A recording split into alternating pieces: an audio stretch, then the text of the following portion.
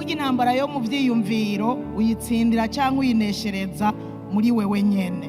Ikintu ushize ku mutima kiruhira kukuganza. Nico gituma Yobu yavuze ngo, igice cya 31 umurongo wa mbere, nasezeranye isezerano n'amaso yanje, none noshobora nte gushira ijisho ku mwigeme. Yari yarasezeranye isezerano n'amaso yiwe kugira ngo ntazohindukiriza amaso ku bigeme, kubera bica bizana ivyiyumviro muri we hanyuma bikavyara cyaha ugasanga yagikoze. Matayo 5:28 havuga ngo, ariko jeho ndababwira yuko umuntu wese araba umugore akamwifuza aba amaze gusambana nawe mu mutima wiwe.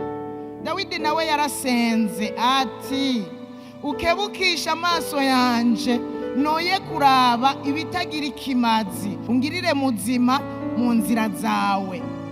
Agira n'isengesho Dawidi yasenze. Aba bose bigiriye imigabo yo kwirinda ibyo baraba umuntu mbere yo kugira ngo ntibivyare ibyifuzo cyangwa ivyiyumviro muri bo, usanga vyavyibushe bikaba binini, ugasanga vyabakoresheje ibyaha.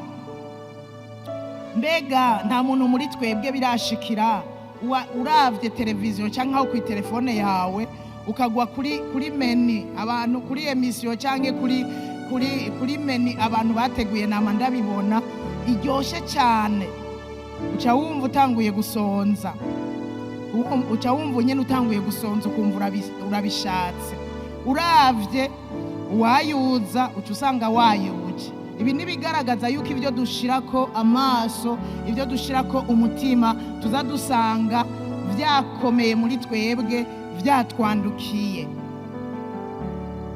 Kenshi umuntu atwagwa n'ico ashize kwa amaso canke ashize ku mutima.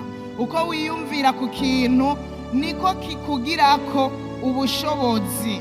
Rero niwiyumvire kuri ivyo biriko birakurusha, niwiyumvire ku vyiza. Gusuzugura ikigeragezo birafise ikimazi gusumba kukigwanya. Kiratakaza inguvu iyo ucibagiye ukiyumvira ku bindi.